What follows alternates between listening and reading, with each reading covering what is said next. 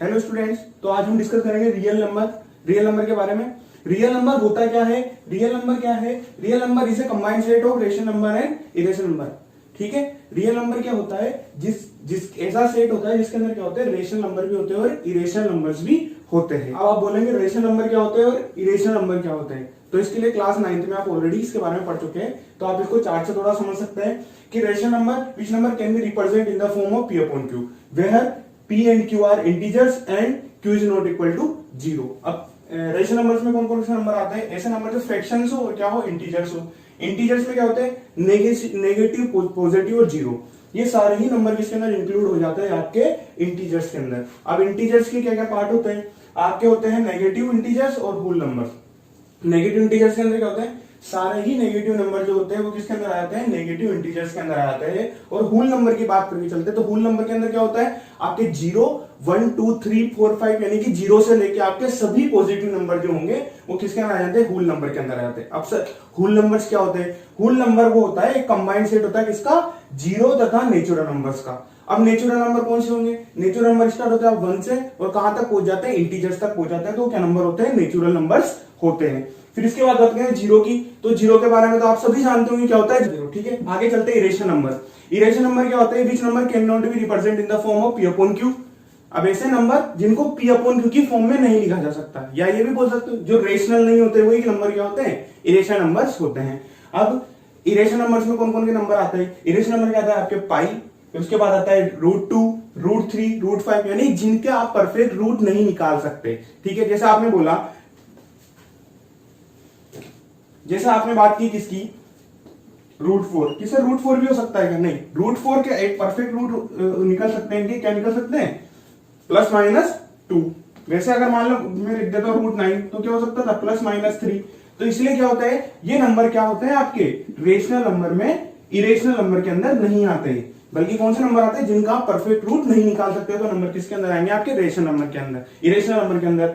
और साथ के साथ कौन से number? Non terminating, non recurring, यानी कि ऐसे नंबर जो टर्मिनेट नहीं होते हैं, नॉन रिक्यूरिंग, और जिनकी जो अपने आप को रिपीट भी नहीं कर सकते। किसके बाद? डेसिमल के बाद।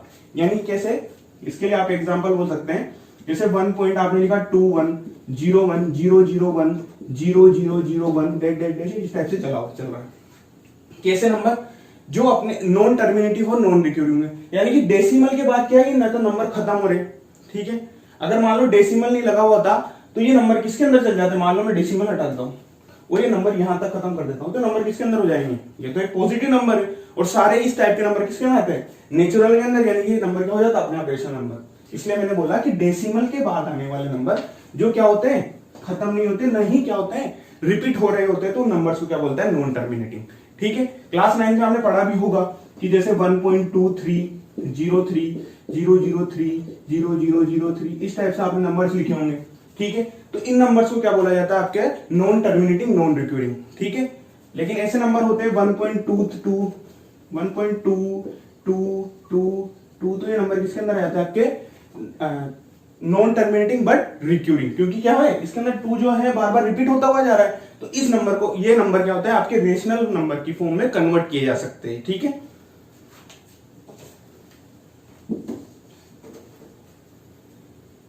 इसको नोट कर लेना, यूक्लिड डिवीजन लेमा। ठीक है, ये टॉपिक है आपके। ये थ्योरम जो है, एक्चुअली लेमा जो वर्ड है, लेमा का मतलब क्या है? एक तरह से आप इसको थ्योरम से ले सकते हैं, थ्योरम से रिलेटेड कर सकते हैं। ठीक है, अब यूक्लिड डिवीजन लेमा क्या होती है कि जो आप लोग इसको ऑलरेडी पढ़ चुके हैं कि क्या होता है, कि सर ये होता है। आप देखो, आपको डिवाइड किया ही होगा आप लोगों ने, जैसे मैंने बोला 15, इसको डिवाइड करो किससे? 3 से डिवाइड करो। चलो 3 की जगह इसको करो आप 2 से डिवाइड करो। ठीक है, आप बचपन से पढ़ते हुए आ रहे हैं। ठीक है, क्या करते हैं कि इसको कितने आएगा? 7 टाइम, ये हो गया भैया 14 और ये हो गया 1, रिमाइंडर कितना हो गया? 1।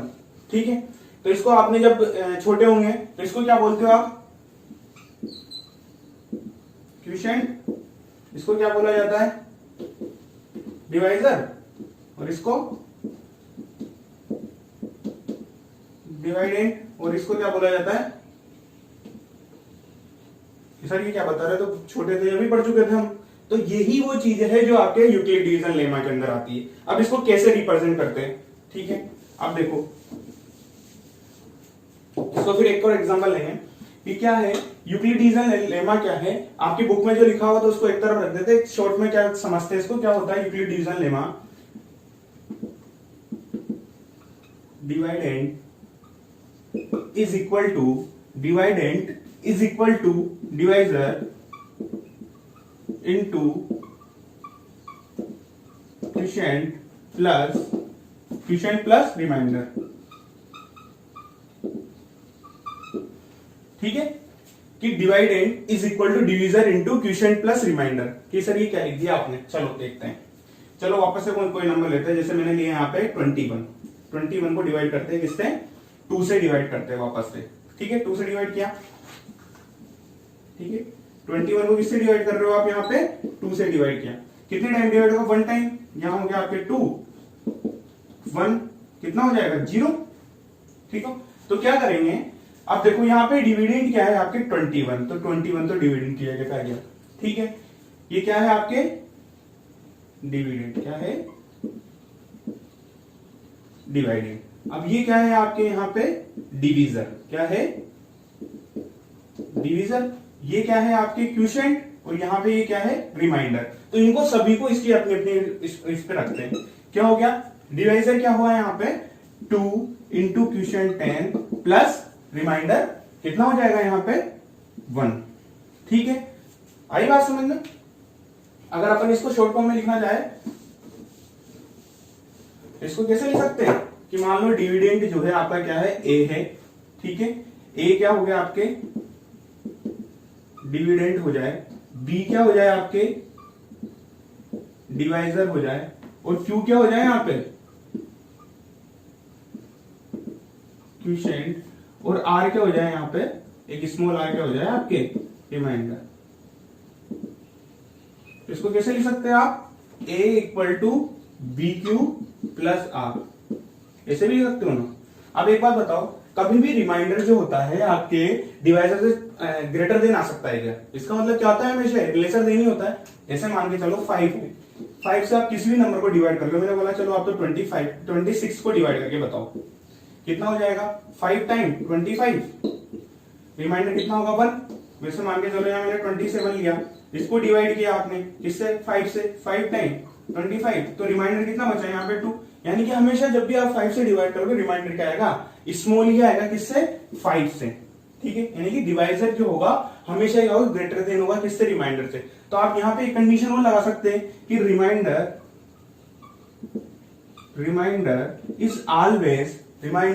Is always lesser than divisor and lesser equal is greater equal 0। कि अब मान के चलो यहाँ पे अगर मान लो मैं 25 कर देता, क्या कर देता यहाँ पे 25 कर देता, तो रिमाइंडर कितना होगा 0। कि रिमाइंडर 0 के इक्वल तो हो सकता है, लेकिन कभी भी डिवीजर से बड़ा नहीं होगा। या फिर क्या बोल सकते हो, 0 से क्या होगा, रिमाइंडर बड़ा होगा। रिमाइंडर बड़ा होगा किससे, बी, क्योंकि यहाँ पे अपन ने क्या है बी को किसको ले लिया इस टाइप से। तो ठीक है, तो आप इसको नोट कर लीजिए। ये क्या है आपके यूक्लिड डिवीजन लेमा है।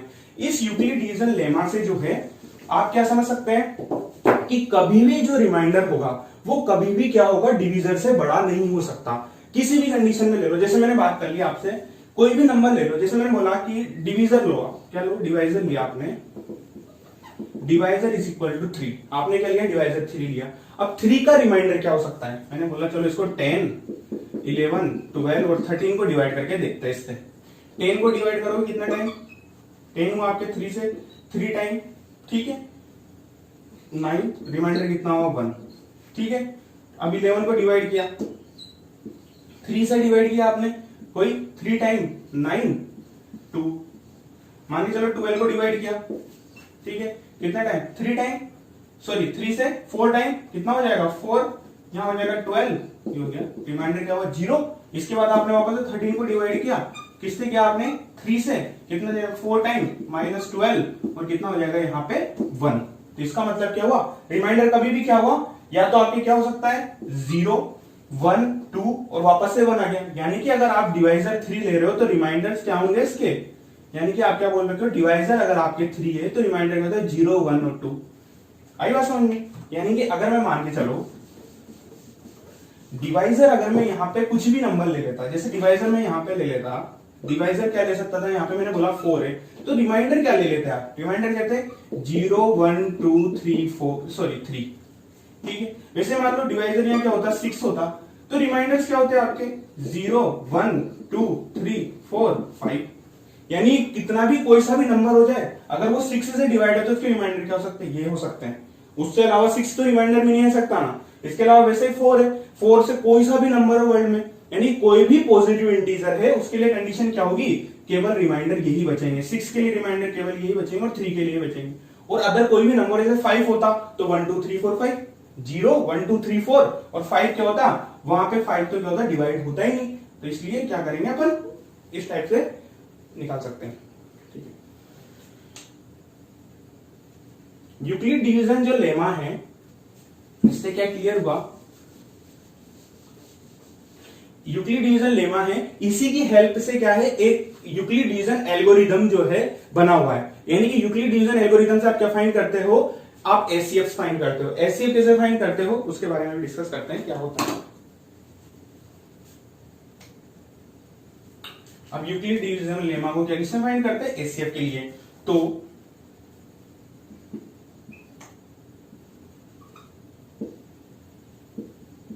we use Euclid's division lemma for find, क्या फाइंड करते हैं इससे, एचसीएफ फाइंड करते हैं।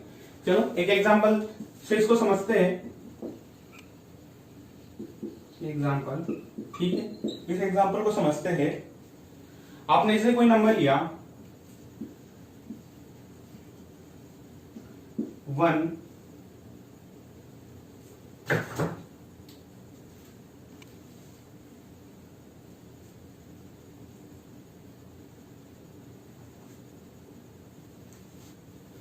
जैसे अब आपने एग्जांपल लिया 140 एंड 40, क्या एग्जांपल लिया 140 एंड 40, ठीक है। अब इसके अंदर क्या करना रहता है, यूक्लिड डिवीजन लेमा को इस टाइप से अप्लाई करना रहता है कि आपका क्या हो जाए, रिमाइंडर 0 आ जाए। एक प्रोसीजर को फॉलो करना पड़ता है एचसीएफ फाइंड करने के लिए। अभी जैसे आप एग्जांपल से करोगे तो आपको इजीली समझ में आ जाएगा कि क्या करना रहता है। इसके अंदर क्या हुआ कि डिवीजन क्या होता है, यूक्लिड डिवीजन लेमा क्या होती है, dividend is equal to divisor plus क्या होता है, रिमाइंडर, या फिर सेकंड कंडीशन क्या बोल सकते हो आप यहाँ पे, A equal to B Q plus R where, where R की वैल्यू क्या होती है, 0 के इक्वल हो सकती है और क्यू और बी से क्या होगी, हमेशा छोटी होगी, ठीक है। अब बात करते हैं इसके अंदर किस टाइप से अप्लाई करते हैं। इसके अंदर आप चूज करते हो कौन सा नंबर बड़ा हुआ है कि 140 इज ग्रेटर देन 40, तो आप क्या करोगे, ए की जगह पे तो किसको रखोगे 140 और बी की जगह पे 40 को, और वही कैसे डिवाइड करते हैं ना वैसे इसको फॉलो करेंगे। कैसे, 140 is equal to 40 into plus क्या होता है रिमाइंडर। अब 40 से आपके 140 कितने टाइम डिवाइड होगा, आपके 3 टाइम, ठीक है, तो रिमाइंडर कितना हो जाएगा 20, ठीक है, आपको डिवाइड करके देखना आ जाएगा। फिर इसके बाद 40 से अब क्या होता है, अब आपने मैंने बोला था आपसे रिमाइंडर क्या है, 0 जब तक नहीं आ जाता जब तक एक प्रोसीजर को फॉलो करते हैं। यहां पे रिमाइंडर 0 नहीं है ना, तो इसका प्रोसीजर क्या होगा कि remainder r is not equal to 0, so we again apply, क्या अप्लाई करेंगे, Euclid division algorithm, sorry lemma, दोबारा से इसको अप्लाई है यूक्लिड डिवीजन लेमा के। अब इसके अंदर क्या होता है, जो यहाँ पे डिवीजर होता है वो तो किसमें चेंज हो जाता है, डिविडेंड में, और जो रिमाइंडर होता है किसमें चेंज हो जाता है, डिवीजर में, ठीक है। यानी कि यहाँ पे कहते हैं 40 इज इक्वल टू, अब क्या होगा, रिमाइंडर किसमें चेंज होगा, डिवीजर में, तो यहाँ कितना हो जाएगा 20 प्लस, अब 20 से 40 कितने टाइम डिवाइड होता है, सभी को पता है, तो कितने टाइम, 2 टाइम, तो रिमाइंडर कितना हो जाएगा। Now r is equal to 0, so ये क्या होगा आपका, इट इज, क्या होगा, it is last step of procedure. ठीक है, ये क्या होगा आपके लास्ट स्टेप होगी किसकी, प्रोसीजर की। It is the last step of procedure. So divisor क्या होगा लास्ट स्टेप में, डिवीजर इक्वल टू 20 इज क्या होगा, is HCF of given number. क्या नंबर गिवन है आपको, 140 और 40, 140 एंड 40। इस टाइप से क्या करते हैं आप, इसके अंदर से यूक्लिडियन एल्गोरिथम में HCF को निकालते हैं। दोबारा से देखना कि इस प्रोसेस को अगर मान लो यहां पे भी जीरो नहीं आता, कुछ रिमाइंडर आपके बच जाता, तो आप क्या करते हैं, वापस से क्या करते हैं, यहां पे जो डिवाइजर आ रहा है उसको किसमें कन्वर्ट करते हैं, डिविडेंड में, और जो रिमाइंडर था उसको किसमें चेंज करते हैं, डिवाइजर में। फिर उस प्रोसेसर को आप आगे तक फॉलो करते हुए रहते हैं, और जब तक आपके जैसे ही आपको जीरो मिलता है आप क्या बोल देते हैं, उसका जो डिवीजर है वही क्या हो जाएगा, आपका HCF हो जाएगा। ओके,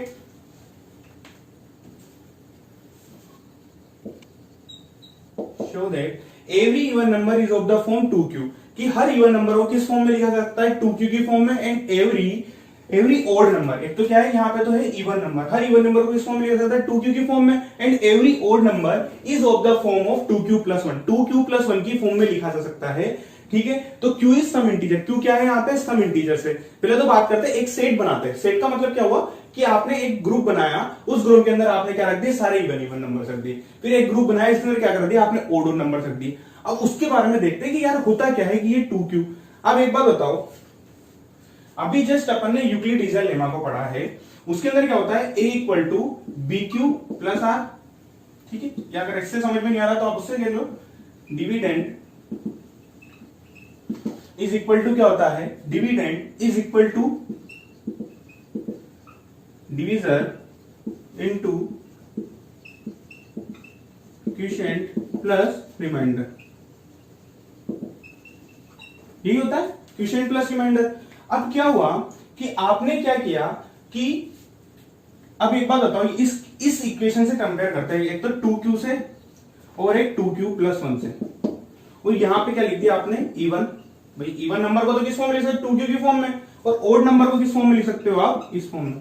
तो एक बात आप बताओ, यहां पे डिवीजर की जगह यहां पे मैं जीरो भी तो लिख सकता हूं ना, यहां कुछ भी नहीं है प्लस में, कुछ इफेक्ट पड़ेगा। अब डिवीजर तो किसका वर्क कर रहा है यहाँ पे, 2, क्यू क्या है यहाँ पे, क्वोशिएंट, और रिमाइंडर क्या है यहाँ पे, 0 और 1। अगर मान लो आप किसी नंबर को 2 से डिवाइड करते हैं तो रिमाइंडर्स क्या क्या बचते हैं, जब 3 में 0 1 2 बचते हैं तो 2 में कितने बचते हैं, 1 और 2। ठीक है, यानी कि मतलब ये है कि आपके एक तो यहाँ पे 2q हो गया और इसको 2q+1।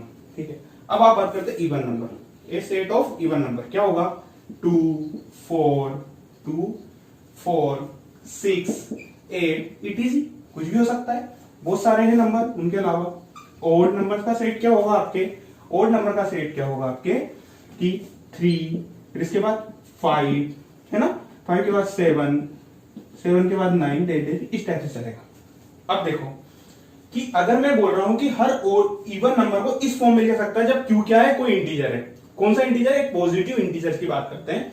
ठीक है, तो आपने बोला कि पुट, आपने बोला बात करते हैं अपन किसकी, 2 की। 2 को डिवाइड करोगे आप किससे, क्योंकि व्हाट इज इवन नंबर, वही नंबर जो क्या होते हैं 2 से डिवाइडेड होते हैं। आपने 2 लिया यहां से फर्स्ट इवन नंबर, इसको 2 से डिवाइड किया 1 टाइम, तो यहां पे लिखा आपने 2, ये हो गया 0। वैसे आपने मान के चलो 4 लिया, इसको डिवाइड करा 2 से, ये 2 टाइम, ठीक है, यहाँ 4 लिखा, ये रिमाइंडर 0। आपने 6 लिया, इसको 2 से डिवाइड किया कितने टाइम, 3 टाइम, ये कितने लिया आपने, यहाँ 6 लिया, ये 0। आगे बात समझ में। तो इसका मतलब क्या हुआ, आप क्या बोल सकते हैं कि इवन नंबर को आपने, अब मैंने क्या बोला, यहाँ पे इवन नंबर है तो आपने इवन नंबर को मेंशन किया, यहाँ पे 2 लिखना ही था, क्यू की जगह पे पुट करते, पुट, चलो फर्स्ट में करते हैं, पुट q इक्वल टू 1। तो इवन नंबर की जगह आपने 2 लिखा, तो 2 1 कितना हो जाएगा आपके 2, तो क्या हो गया आपके इवन नंबर। वैसे आपने 2 यहां पे लिखा, आपने 4, यहां पे हुआ 2 इंटू 2, ये भी क्या है आपके इवन नंबर, 4 हो गया ना, 2 इंटू 2 कितना हो गया 4। वैसे आपने लिखा 6, 2 इंटू 3, हो गया प्रोसीजर फॉलो वापस से। यानी कैसे आप क्यू की वैल्यूज अलग अलग से 1 2 3 कुछ भी लिखते जा रहे हैं, तो आपके क्या आता जा रहा है अपने आप ही 1 2 3 लिखते जा रहा है, तो आपको क्या मिलता जा रहा है, हर जगह इवन नंबर मिलता जा रहा है। ठीक है, तो यानी कि आप क्या बोल सकते हो, हर इवन नंबर को किस फॉर्म में लिखा जा सकता है, 2q की फॉर्म में आप हर इवन नंबर को मेंशन कर सकते हैं। तो आप क्या बोल सकते हो, so we can represent any positive even number is in the form of 2q। अब यहां पे ओड नंबर्स की बात करके चलते हैं। आपने बोला कि ओड नंबर क्या है, यहां पे 3 है, तो आपने बोला कि 2q प्लस 1 की फॉर्म में हर ओड नंबर को लिख सकते हो। आपने बोला put q is equal to 1 2 3 अपन 1 2 3 पुट करते हैं। आपने फर्स्ट ओड नंबर लिया 3, अब आपने यहाँ पे 2 है, 2 की जगह पे 2, q की वैल्यू क्या रखनी है आपको, 1 प्लस 1 कितना हो गया, 2 इंटू 1 कितना होगा, 2 प्लस 1 कितना हो गया, 3। वापस आपने सेकंड ओड नंबर लिया 5, फिर इसको किया आपने, अब पुट करते हैं 2, तो 2 पुट किया, कितना हो गया 4 प्लस 1, क्योंकि इस फॉर्म में लिखना है ना आपको, तो 2q प्लस 1, तो q की जगह आप क्या वैल्यू पुट करते हैं, 1 2 3 4 5 इस टाइप से वैल्यूज पुट कर रहे हो, 2 इंटू 1 हो गया इस फॉर्म में। फिर से आपने बोला 7 भी ओड नंबर है, तो 2 q की जगह पे क्या पुट करना आपको, अब 3 पुट करो, 3 प्लस 1 हो गया, 2 इंटू 3 6 प्लस 1 7 हो गया। वापस से आपने 4 पुट किया, तो 9 इज इक्वल टू 4 का नंबर क्या है, 9 है ना यहाँ पे, तो आप क्या बोल सकते हो, 2 इंटू 4 प्लस 1, यानी कि आप क्या बोल सकते हैं, हर ओड नंबर को आप किस फॉर्म में लिख सकते हो, 2q प्लस 1 की फॉर्म में लिख सकते हो। सो अपन क्या बोल सकते हैं, so we can present every positive odd number is in the form of 2q plus 1। ठीक है, तो क्या बोल सकते हो आप इसको, 2q की फॉर्म में इवन नंबर्स को और ओड नंबर्स को। ये बहुत इंपॉर्टेंट चीज है, ये हर जगह काम आएगी कि हर इवन नंबर को आप किस फॉर्म में लिख सकते हो, 2q फॉर्म में, क्योंकि आप कुछ भी वैल्यू रखो आपको हमेशा इवन नंबर आएगा इस जगह पे। और अगर ओड नंबर की बात करें 2q प्लस 1 की फॉर्म में, इसको कई जगह अपन ऐसे लिख देते हैं 2m, या बोल सकते हैं 2m प्लस 1, ये तो इवन नंबर हो जाएगा और ये क्या हो जाएगा, ओड नंबर। तो इस बात का विशेष ध्यान रखना। ओके, तो इसको ले सकते हैं, बहुत इंपॉर्टेंट है ये। इसके बाद एक और है क्वेश्चन, अब क्या बोला है कि हर show that every positive number, कि आपको शो करना है कि हर पॉजिटिव नंबर को it can be represent in the form of 3q, 3q plus 1 और 3q plus 2। या 3q plus 1 इसको बोल सकते हैं, 3q plus 0 बोल सकते हैं, यहाँ पे कुछ भी नहीं है, तो 3q plus 0, 3q plus 1 और 3q plus 2 की फॉर्म में आप हर किसको प्रेजेंट कर सकते हो, हर पॉजिटिव नंबर को रिप्रेजेंट कर सकते हो। ठीक है, कैसे, आपने बोला ये एग्जाम्पल काम आने वाला है, इसलिए इस एग्जाम्पल को बता रहे हैं। ठीक है,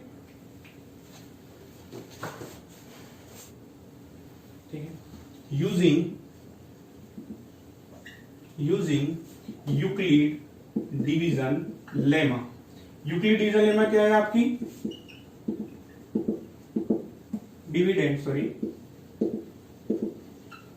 डिविडेंड इज इक्वल टू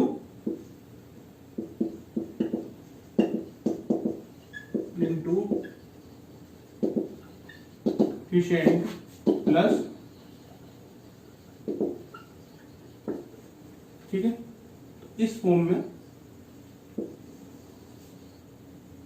क्या बोला आपसे, वही यूक्लिड। अब इसको इस फॉर्म में लिख सकते हैं ना, आपने इसके पहले ट्राई कर चुके हो, क्या लिख सकते हैं, a equal to B Q plus r, where r जो होगा आपके क्या होगा 0, इक्वल बी से हमेशा छोटा होगा, इस फॉर्म में लिख सकते हो। तो आपने क्या बोला कि लेट, अब यहां पे क्या करते हैं, let a be a any positive number and b equal to 3। अब देखो, ये अगर मैं इससे कंपेयर करूं तो बी क्यू प्लस आर से, तो बी की जगह पे हमेशा क्या रहा है 3, यहाँ पे भी 3 आ रहा है, यहाँ पे भी 3 आ रहा है, ठीक है। तो आप क्या बोल सकते हो, बी की वैल्यू को आपने क्या मान लिया, 3 मान लिया। तो अब क्या करना है हमको, सिर्फ इतना सा शो करना है, अगर मान लो मैं एक ही जगह एक ए है, ए कोई भी पॉजिटिव नंबर है, चलो एक एग्जांपल की बात करते हैं। मैंने बोला ए क्या है, एक इसके इक्वल है 6 के, पॉजिटिव नंबर है तो 6, इसको आपने 3 से डिवाइड किया। मैंने बोला आप 7 को भी डिवाइड करो, मैंने बोला 8 को भी डिवाइड करो, मैंने बोला 9 को भी डिवाइड करो, ठीक है। 3 से आपने इसको डिवाइड किया, 2 टाइम 6 कितना हो जाएगा, रिमाइंडर 0। इसको डिवाइड किया, यानी कि इसको कैसे रखते हो, 6 is equal to 3 into 2 plus 0, ठीक है। 7 इसको कैसे लिखते हो, 3 इंटू वही 2 टाइम 6, इसको क्या लिख सकते हो 1, रिमाइंडर 1 हो जाएगा, तो इसको लिखो 7 is equal to 3 into 2 plus 1। इसके लिए बात करके चलेंगे तो क्या हो जाएगा, 3 से डिवाइड होगा, वही 2 टाइम यहाँ पे 6, रिमाइंडर कितना हो जाएगा 2, तो आप 8 इक्वल टू क्या लिख सकते हो, 3 इंटू 2 प्लस 2, ठीक है। अगर 9 की बात करें तो 9 3 से 3 टाइम डिवाइड हो जाएगा, यहाँ पे 9 हो जाएगा, रिमाइंडर 0, यानी कि 9 इक्वल टू कितना हो जाएगा, 3 इंटू। अब एक बात बताओ, रिमाइंडर अगर 3 से आप किसी भी नंबर को डिवाइड कर रहे हो, लगातार इन नंबर को डिवाइड कर रहे हो, या तो 0 आ रहा है, 1 आ रहा है, 2 आ रहा है, ठीक है। अगर मैं बात करूं इस पोजीशन से कंपेयर करें, तो वैसे अगर कोई और नंबर लेते तो यहाँ पे क्या हो जाता, क्यू की वैल्यूज अलग अलग होती। क्यू क्या है यहाँ पे, q is some integer, q क्या है, सम इंटीजर, क्यू कुछ क्या है, क्यू वे है, क्यू इज इंटीजर, यहाँ क्यू क्या है, कुछ इंटीजर है, तो क्यू की अलग अलग वैल्यू रख सकते हैं, ठीक है। आगे बात समझ में कि क्या क्या हो सकता है, तो इसका मतलब क्या हुआ,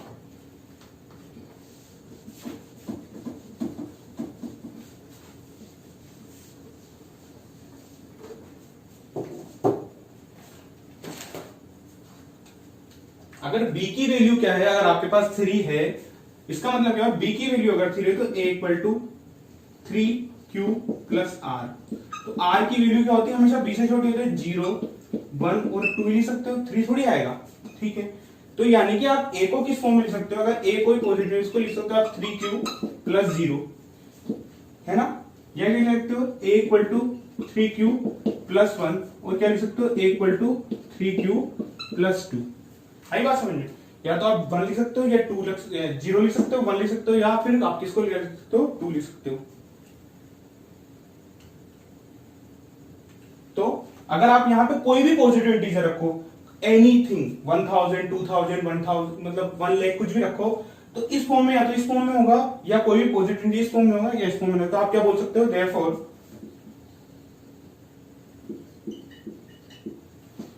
we can represent any positive number is in the form of 3q plus 1 and 3q plus 2।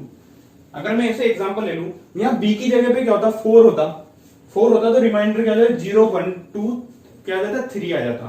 तो आप क्या बोल सकते हैं, हर इंटीजर को किस फॉर्म में लिखा जा सकता है, 4q प्लस, जैसे मैंने बोला कि 4 से डिवाइडेड है, तो 4 में रिमाइंडर क्या होता है, a इक्वल टू अगर मान लो bq प्लस r है, और b की वैल्यू अगर मैं 4 कर दूं, यानी कि a equal to 4q plus r, तो r की वैल्यूज क्या क्या होगी आपके लिए, r की वैल्यूज होगी 0 1, r क्या होगा आपके 0 1 2 3, ठीक है। तो आप इसको कैसे ले सकते हो, हर पॉजिटिव इंटीजर को a equal to 4q plus 0 4q plus 1 4q plus 2 और 4q प्लस 3। मान लो 5 होता तो क्या हो जाता, 5 क्या पे रिमाइंडर्स क्या हो जाते हैं, 0 1 2 3 4, तो उस टाइप से लिख देते 5q plus 0 5q plus 1 5q plus 2 5q plus 3 5q plus 4। 6 होता तो वैसे लिख सकते थे। तो हर इंटीजर्स को किस फॉर्म में लिख सकते हो आप, 3q प्लस r की फॉर्म में, और r की वैल्यू क्या क्या होगी 0 1 2। तो यानी कि हर पॉजिटिव इंटीजर को आप किस फॉर्म में लिख सकते हो, ओनली 3 फॉर्म में लिख सकते हो, 3q प्लस 0 3q प्लस 1 और 3q प्लस 2, ठीक है। तो इस टाइप से आप क्वेश्चंस को कोई भी क्वेश्चन दे दिया जाए, जैसे यहाँ पे 5 दे देता, मैं आपसे बोल देता 5 क्यू प्लस 0 हर पॉजिटिव इंटीजर किस फॉर्म में लिख सकते हो, 5 Q plus 0, 5 Q plus 1, 5 Q plus 2, 5 Q plus 3, 5 Q plus 4। ठीक है, जितने रिमाइंडर आप किसी भी नंबर से किसी डिवीजर से डिवाइड करते हो, जितने रिमाइंडर उसमें बचेंगे उतनी फॉर्म में आप हर पॉजिटिव नंबर को लिख सकते हो। ठीक है।